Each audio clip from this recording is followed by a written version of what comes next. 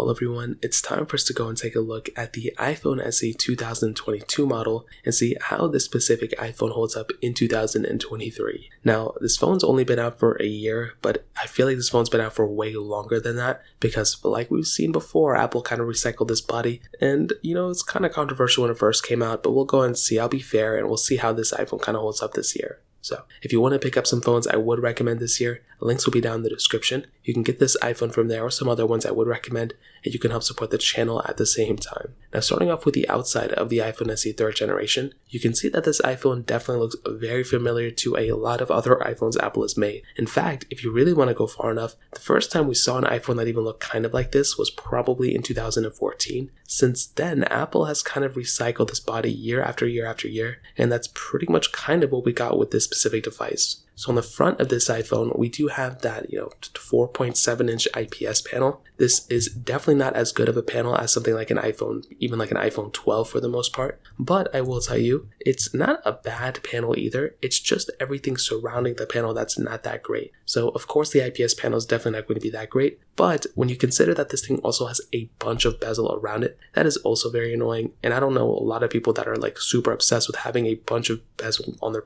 specific panel on their front phone like that. Especially when you look at phones like an iPhone XR from, 2018, even an iPhone 10 from 2017. It's kind of crazy Apple would still make even a budget phone like this, in my opinion. So you still have Touch ID, which is great. On the bottom, you have a Lightning port, which is awesome. And that's kind of it on the front and the sides. No, headphone jack or anything like that. But on the back, we do have this glass back. Now, I'm glad Apple is still keeping this glass back and they're not moving to a plastic back like Samsung did one year. So I like how they kept at least this phone still feeling premium. Even though it doesn't look that amazing anymore, it's still, you have to give it some credit. It still looks, and feels pretty premium for the most part. On the top left of the back, you do have that camera setup, which is pretty cool. You have wireless charging on this phone. You have IP certification. So you still have a lot of stuff going for this phone, which I think is really cool. And that kind of covers it up for the most part on the outside. There's not a whole lot else kind of going for it. But if we kind of focus in on that camera setup a little bit more, like I mentioned before, on the back, you are getting a single 12 megapixel camera. And on the front, you are getting a single 7 megapixel camera. Now, in my opinion,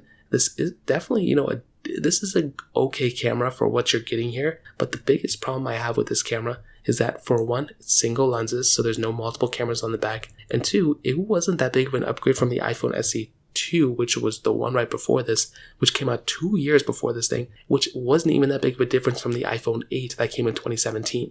So all of the improvements and everything that we've been getting on this camera are almost all pretty much strictly software based. So we're really getting no big improvements coming from its previous generation, and that is actually kind of an annoying thing we have going on here. So I say that to say, with a phone like the iPhone SE 3, the issue that you're getting is that you may look at this phone and you may be like, oh, it's still going to be good, it's going to be fine. And for a majority of people, it's probably going to be okay. 4K 60 on the back, 1080p on the front. For a lot of people, you're probably going to be fine. But it's almost like, for $429 in the brand new market, you can get a really decent used phone that has a way better camera than this thing. If you have to go the iPhone route, you can buy something like an iPhone, 11 that has a way better camera than this thing. You could also buy something like an iPhone XR that probably would have a better camera than this thing as well. But even if you want to go in the Android route, the Samsung Galaxy S10 has a way better camera than this thing. And there's so many phones like that have way better cameras. So I think Apple at $429 could have easily done a better job.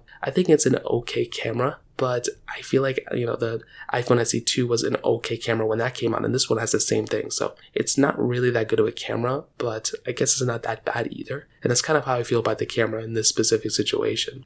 Now, moving on to the software and the longevity portion of this specific device, this phone, luckily for us, is probably going to be lasting for quite a bit of time. And that's one of the better things about getting an iPhone. I love iPhones. I use my iPhone every single day. And I will say, for a phone like the iPhone SE 2, or the iPhone SE 3, the way Apple's been approaching their specific software cycle right now is whatever chipset your iPhone gets, most probably it's going to be getting the same version of software for all those chipset devices. So what I mean by that is, if the iPhone SE 2 has the Apple A15 Bionic chip, which it does, and the other iPhone, like an iPhone 14, has the A15 Bionic, I would probably assume those iPhones are going to last around the same time. We've seen Apple do that year after year after year, and I think that's probably what's going to end up happening here. So a good thing about getting something like the iPhone SE 3 is that you are probably going to be getting an iPhone that's going to be lasting for quite a bit of time. This thing's going to be outlasting probably the iPhone 12, the iPhone 11, the iPhone XR, the iPhone 10s. So this is still going to be lasting for many, many years to come. So I think that is a really cool thing. If you wanted to go and buy a phone that's, not going to last as long, you always have the iPhone SE 2, which is cheaper, but it's not going to last as long as the iPhone SE 3. So that's kind of another thing. You're just kind of stuck in this,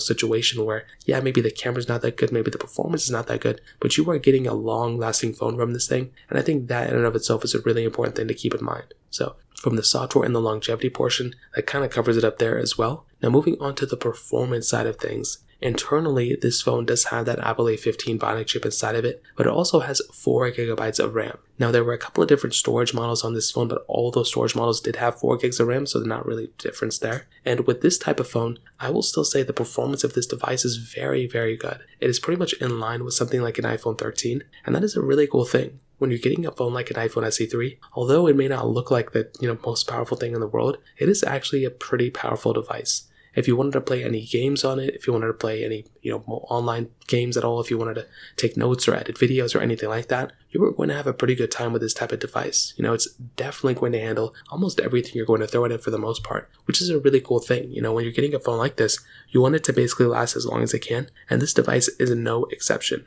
The only thing going with this device that's kind of annoying is the gesture-based design or lack thereof.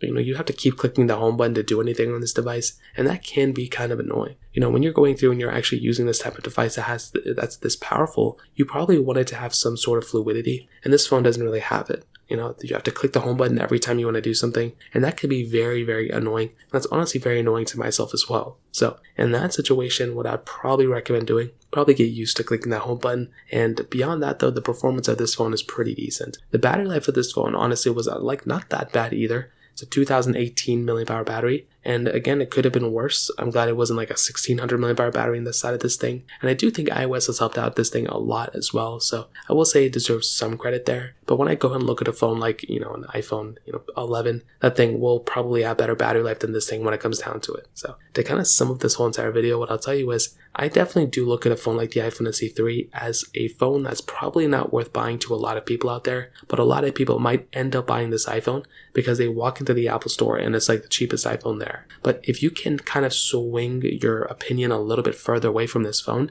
I would probably argue a used iPhone 12, which you can probably buy for the same price as this thing, is a much, much better deal than what you're getting here. I know it's probably not going to be a brand new phone. It may have some scratches on it, but coming from me, I don't really have high standards much anymore. If I were to buy an iPhone, I definitely would not buy this one. An iPhone 12 at $599 might be a better deal. An iPhone 13 mini might be a pretty good deal there too. But I just probably would not recommend buying the iPhone SE 3. Last year's or 2 years ago, iPhone SE 2 was probably okay. But this one just doesn't really make too much sense to buy, in my opinion. And it probably makes the most amount of sense to go and move away from this device and go towards something maybe like an iPhone 12 at the very least. So in terms of that kind of covers it up there. If you have any other thoughts or questions, let me know in the comment section below. Hit the like button, that'll mean so much, but definitely hit that subscribe button. More importantly than everything else, I love every single one of you guys. Hopefully I'll catch you guys in the next video. Peace out till then.